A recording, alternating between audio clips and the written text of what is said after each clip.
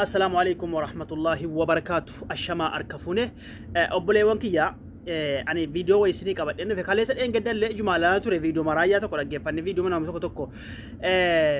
أرتا أمني كينيا والجيه هود أبي هجرا حواسني يوك أبي حواسني يودي ده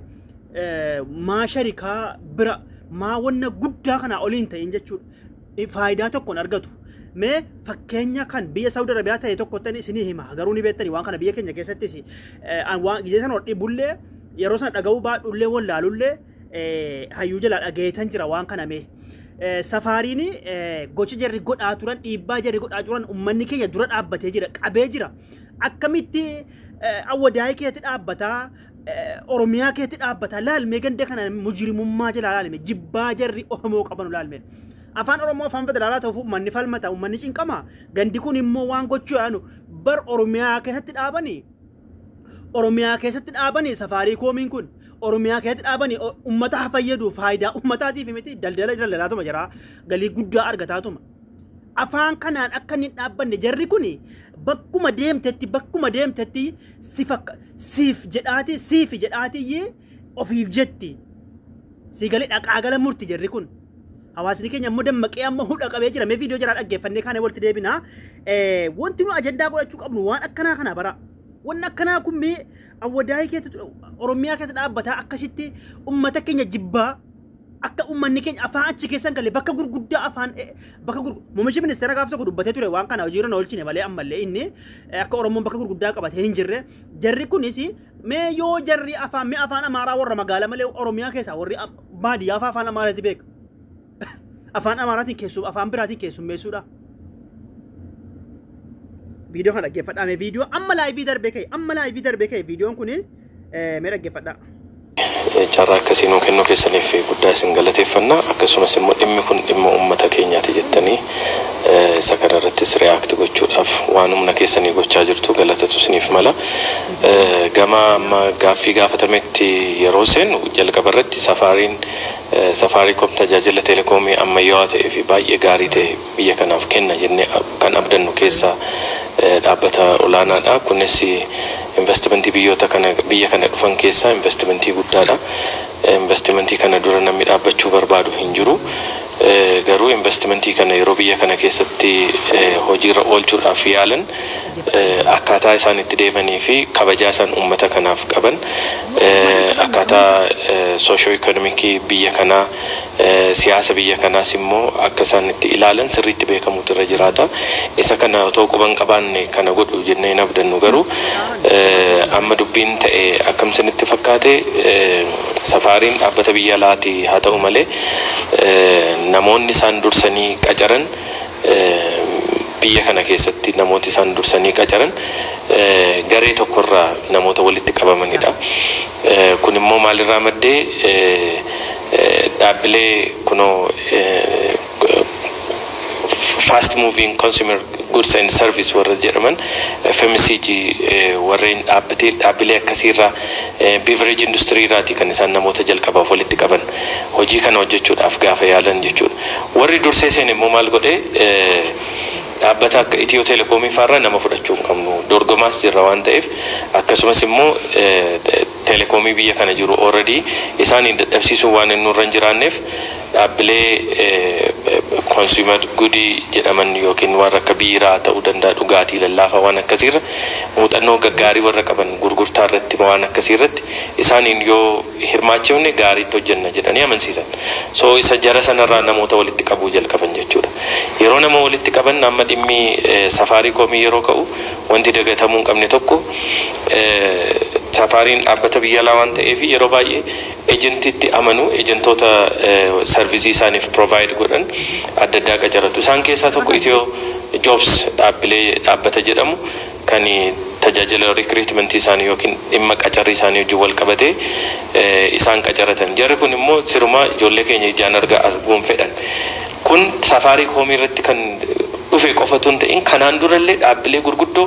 NGO gurguddoo biyya kana keessa jiran akkasumas immoo dhaabbilee investimentii gurguddoo biyya kana keessa jiran isaantu nama calalee qulqulleessee erga yeroo hundumaa sirni calalii isaanii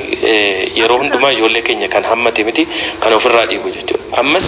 dhiibbaan gama qacarrii humna namaatiin wal qabatee jiru irra guddaan parsantii hedduun kan inni irratti kufuu qabu warra Itiyoo Joobsii kana irratti isaanii kan daba kana hundumaa keessa harka qabu jechuudha. Boodarra immoo warri dursanii seenan akkuma sila jenne waan kana irratti hirmaachisuu saba keenya achii dhiibuu hojii isaanii idilee godhatanii itti fufan jechuudha. Akkasumas ejentoota biyya kana keessatti filaman keessa ejentii 29 keessa ejentii 27 kan Oromoo yookiin Oromoo affiliated business kan hin taane maybe Somaalee irraa namni lamaan tokko jiru Kibba irraa namni lamaan tokko akka jiran odeeffannoo qabna. Kanarraa kan hafe Oromoo Finfinnee irratti already kanaan dura neetworkii qabu humna isaas qabu waan warruma akkasii walitti qaban jechuudha. Kun dogoggora yoo xiqqaate Oromiyaa keessatti warri hojjetu yookiin ejentii ta'e Oromiyaa keessatti warri hojjetu saba Oromoo irraa uummata kanarraa warra madde ta'uu qabu business owners yoo ta'an jechuudha. Sababiin isaa jarri kun yeroo Oromiyaa keessatti hojjetan ijoollee Oromoo kan biraatiif hojii uumu. Sababiin isaa ejentoonni jennu kun ejentoota gurguddaadha. Saba ejentiin immoo bor dhufuudhaaf deemu warri jalatti hojjetan magaalaa irratti aanota adda addaa irratti warri hojjetan isaan kana jalatti hundaa'uuf deemu jechuudha. Yeroo kana jalatti hundaa'an yoo warra hankeenyaa ta'an namoota keenyaaf hojii uumuudhaaf carraa adda addaa uumuudhaaf hojiin isaanii isaan kakaasa jechuudha. Warra adda kan biraa yoo ta'e immoo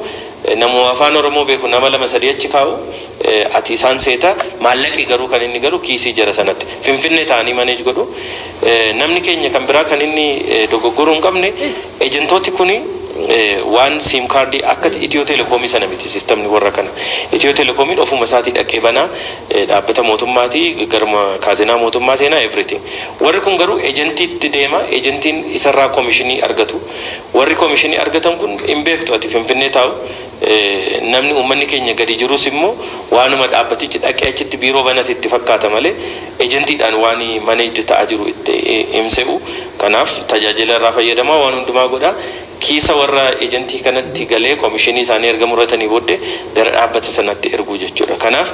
inni kun akkasittiin duubaan daba dinagdee isaan duubaan ijaaraa jiranii fi tolchaa jiran sana fakkaata. Maybe nama shooppii awadaa irra jiru shooppii irra nama hojjetu Oromoo wayii argite maal kunoo kan jara keenyaati jechuu dandeessa jechuudha. Dubbii cimaan dubbii ijoon miindaa namni achi shooppii irra sana hojjetu tunde ejentiidhaan wal qabate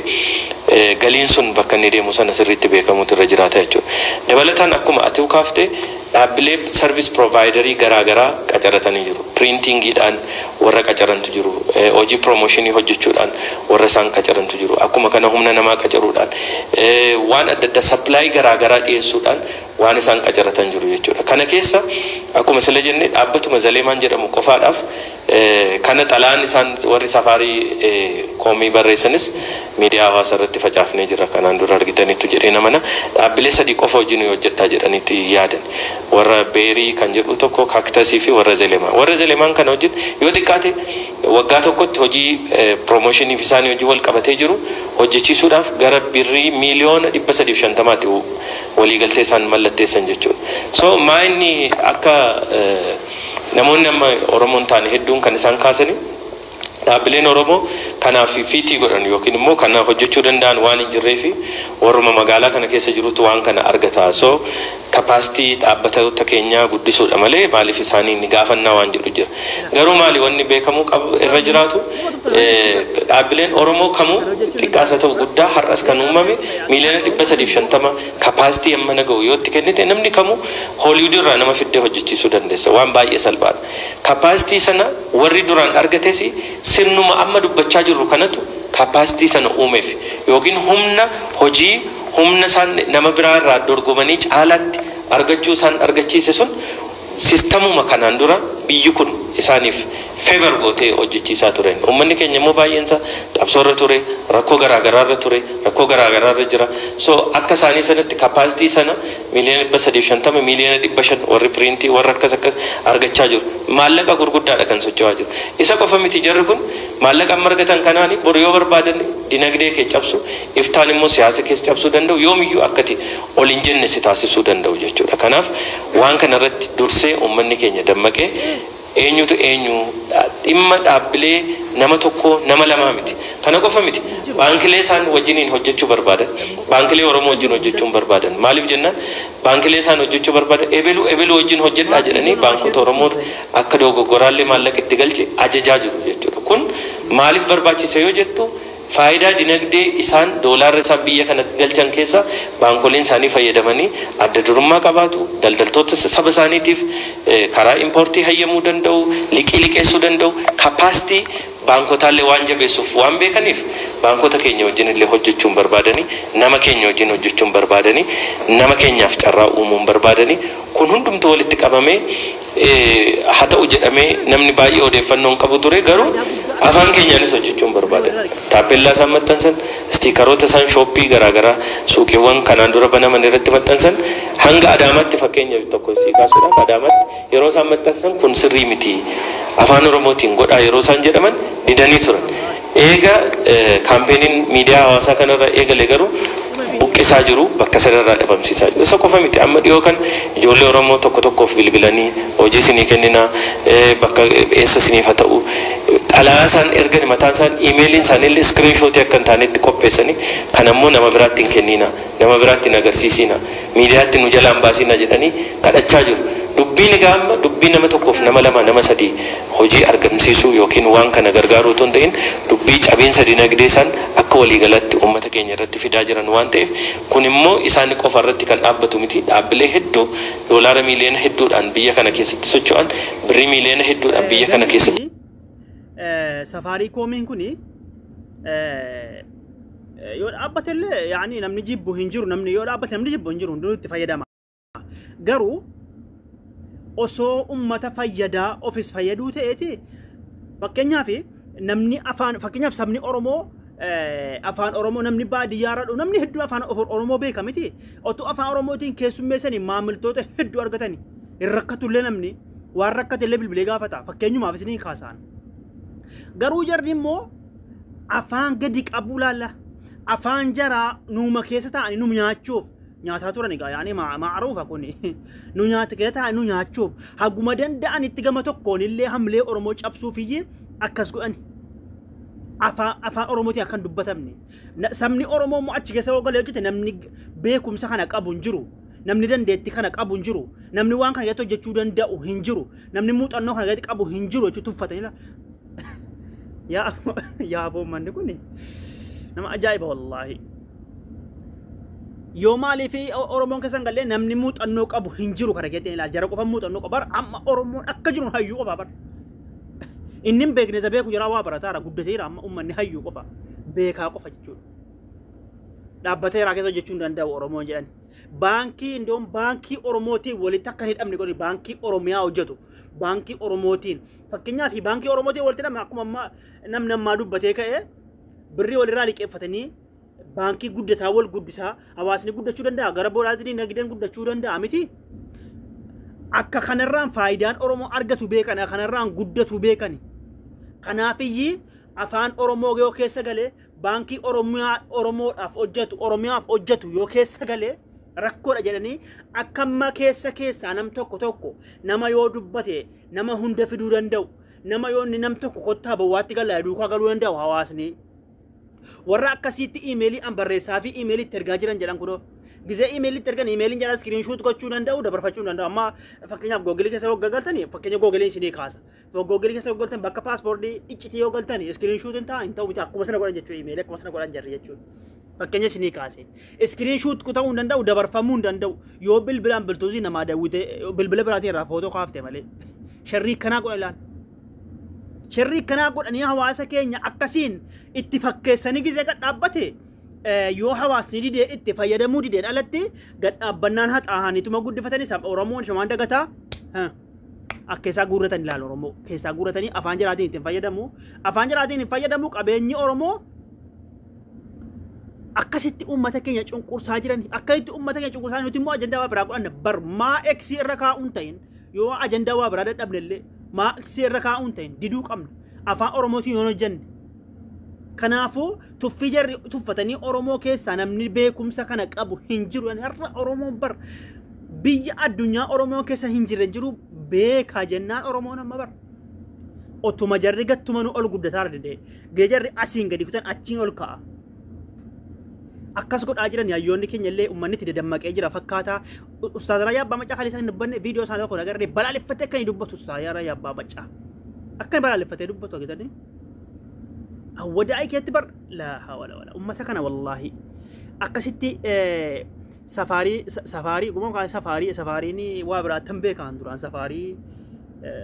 ganda keetti way beeta jire yaada safaariin naa way kan maatiin keenya haasaa way jiran itti fakkaata injira safaarii waa biraatiin nan beeka isin beeta jire yaada akkasitti ummata keenya cunqursuudha dandeettii hin qabu oromoo waan kana irratti hojjechuudha jedha tuffata suma dandeettii hin qabu nuti dandeettii qaba nama filanne keessa keenya jedha erga moo dubbiin ka'e nama tokko maallaqaan bitamuu beeka bara amma yoomitti nu bitan maallaqaan bitamuu beetti ani keessaan dubbisa maal isiniif hagoon akkam isiniif hagoon eessa isiniif wayya ani bakka jarri achi nu wayya itti jiraaf dhaabanila oromoo warra maallaqaan bitamu achi wayya itti dhaabanii akkuma amma jedhee ka'e maallaqni immoo sabni kun bakka inni galu beekuu hin danda'u warra achi jiran bakka inni beekuu hin danda'u hawaasni keenya immoo namni kee jiru jaruma jedha akkuma mani jaruma jedha la isiin tokko lama namni san jaa bitamte achi keessa kaa'amtu maallaqaan isiinuu maallaqaan bitamte sabaaf hin hojjettu isiinuu immoo maallaqni bakka inni galu hin beekanu jarri siidaa ta'anii siidaa amma ijaarame akkuma siidaa taa'u hojiitti mee qof jechuudha damoo irraa nyaachuu kanuma kanaafi dadammaqee jiran itti fakkaata ummanni keenya obboleewwan keenya ajandaa waan akkanaarraa godhannee qabuu qabna harkatti maa isa gizee beektonni keenya haasawan yeroo jara ka ustaaz Raayyaa Abbaa Maccaatii fi kunoo miidiyaan tokko faayibii kun dabarsaaranii wanta ka godhame sheer gochuu jiran ta'e sheer gochuu bakka hundatti facaasanii yoo haasawuu dadhabne yoo wallaalle aniif isin sheer gooneetiyyee fuula miidiyaatiin balleessin karaa tiktookii gara hundatti akka itti of jibbite yoo achi keessatti oromoon galee oromoon hojjetee galii bakka inni galu waa hundaa oromoon to'ate jedhe oromoon walitti hojjetee oromoon afaan oromootiin tajaajilame sirrii hojjetan teknooloojii guddate alhamdulillah yoo kanan taane immoo wal cunqursaa wal tuffataa hin jiru oromoon akka durii isaanii bara maallaqaan bitamullee amma maallaqaan bitamullee itti galli harree kan waraabessaa ta'anii beetanii itti galli harree kan waraabessaa ta'anii biti yoo hagam bitamaa oole booda akkuma gara oromoo keessaa dhiqatee dibatee hin baane beeka oromoon kanaaf amma bitamuu ilaa bahuuf deema oromoonni beetanii biti bitamuu yoo bitamellee akka jabaardeen gedda yoo namni lafa sinii kenne jedhu yoo namni maallaqa sinii kenne yoo jarri mana sinii kennani keenyuma fudhadhaa jedhu fudhattanii dhuftanii booda gaafa kana kan jenne jawaar waa'ee amma mootummaaleen tokko nama bitanu nama ta'e bibbitanu maallaqaan jechuudha ani keessa gallee naasomnu waan kana dhimma biraati waan ta'e jennaan akka sanayyee yoo namni keenya yoo bitame nama bitamaatti waan fayyadama jedha malee booda akka itti deebi'u itti galli harree yoo duutes kan waraabessaati waraabessuma nyaata namni nyaatu yoo si biratti duute illee gorraamte nyaatamtu bar waraabessuma nyaata kanaaf jechuudha booda akka oromootti deebi'u beekaa yoo bitames maallaqatti mu fudhata malee akka oromootti deebi'u beekaafiyyi bitamuu keessaa bahuuf deema yoo bitames maallaquma jaraa nyaata malee maallaquma warra bitan sanaa nyaata malee asuma deebi'a egaa dubbiin dubbadhe dhengeddaa keessaati fakkeenya way isinii kaase viidiyoo tokko isinii maxxanse hiikkachuu dandeessan egaa waa biraa keessa fideen dabaallaqu makinaan jetti garuu fideen dabaallaqu dhimma biraati waan ta'e jennaan fideen dabaallaqu silaa fakkeenya isiniif han kaasa ragaa way isiniif han kaasa silaa warra bitamee quufee ka'e addee bee hedduu jira isiniif gala gizeen dinniinu jedha angaasaa Ibraahim nan dinniina jedha beektanii isiniif gala jedhee yaada kanaafuu yoo bitamellee maallaqatti fudhachuudha malee hin jiru kanaafuu deddeebiin isinii dhaabna maal isinii kun cinqamaa jiran watwaataa jiran ummanni kun ummata akkuma argasii gowwoomsu akkuma durii sana gowwoomsa akkuma durii sana ummanni oromoo gowwoomatti fakkaate ummata kanatti ammallee nurra dhaabataan jiran afaan oromootiin oromiyaa keetti dhaabata bara isaa awwadaa'ee biyya gootaa shirtuu fi gantuu akkam gootama waan jedhe caalaa bultume yoo isaan caalaa bultume akkasitti bakka biraa taa'anillee afaanuma jiraatiin ummata keenya irraa fayyadamuu hanqannaan shira biraatiin hanqannaan dhufanii nu keessa galaniila nu keessa galan jedhu kun akka milmee uffata keessa lootuuti nu keessa galanii achi nu nyaachuuf kanaaf maallaqa jira akka jiddira barfatan immoo waan jedhu godhatan agartanii akka jedhu itti dabarfachuudha qophaa'an immoo ummanni kun shirrii qoteenaan garuu yoo shirrii hagam qotaa oolan bahaan jiran hayyoonni oromoonni hedduun qabanii fuuldura dhaabbatanii jiranii nuti warri miidiyaa irraa kun yoo irraa dubbachuu yoo irraa waan kanarraa qorree haasa'uu dadhabne wallaallee warra miidiyaa irratti hayyoota keenya akka ustaaz Raayyaa Abbaa Maccaa irraa dubbataa jiranii miidiyaalee waan kana irratti dhimmamee qoree dabarsu warra seeraaf dabarsu miti. warra maseera zimmi jedhuma dabarsu miti warra qoree waan kana ijoo dubbii keessaa fuudhanii dabarsu sheer jaraa goonee hawaasa biraan geenye miidiyaan balleessine akka kanatti yoo jenne hawaasni bal'aan kun qabnaan ustaaz Raayyaa waan jedhe geessaniitu viidiyoo kaleessaa keessa peepsii wahii dura wahii peepsii wahii maxxansanii keessa haasa'e danuu haasa'e viidiyoo sana illee isiniif maxxansu erga peepsii kana immoo waa hunda beeksisa of gootanii afaanuma oromoo qofaan nu baasaa irratti nu barreessaa afaanuma oromoo qofa waamee waa biraa keessa gagaleen kaasu waa'ee ustaaz Raayyaa Abbaa Maccaa isaanii jennaan dinnaan uummanni dhuguu dide gandaan gahachuu dide ganda sana fiduu dide dhuguu dide uummanni bituu dide eessa dhaqanii reen dhiisan malee rakkatanii dhiisan akkanatti yoo salphisan malee biyya Saudi Arabiyaa keessatti sharikaan tokko sharikaan haliibaa aannanii tokko Kuwaitii irratti riyaala meeqaan warri waan kana beektan jirtan miti riyaala takkaan gurgura garuu biyya Saudi Arabiyaatti immoo riyaala 5tti gurgura ummanni waan kana birrii biiliyoona hedduu kasaare nam kun sharikaan kun ummanni gizee inni qabee kana caala kasaaratti buusuu achumaan sirraa ta'an deebite akkas yoon tokko fakkeenya isinii kaase yoo akkas hawaasni tokko waan qabe goolii galchuun xiqqoodha kasaarsuun xiqqoodha kanaafuu waan akkanaa kan dura dhaabbachuun gizii ajarri mataa keessa dhaabatee gannuudhaan achi ol kaanee jiru magadha'uun nutti nurraa barbaachisa bara baraan gowwoo miti nuti warri lafaa kaanu kun illee hayyoota ilatti ilaalaa guddataa irraa waan ta'ennaan nutis jara bira darbuu qabna kanaaf safaariin hasaafartu malee biyya keenya isaa hasaafartu yoo sirriitti hin talan yoo afaan oromootiin afaan keenyaan nu tajaajille yoo namni keenya achi keessa galee nu fayyanne namni keenya achi keessa galee nu fayyanne hasaafartu nu keessa safaariin akkasiin jennaa uummanni dura dhaabbatee jira riyoo shaafiiti akka viidiyoo biraatiin walitti deebinutti nagaan naa jiraadha warri maatiin ta'e maatii ta'a.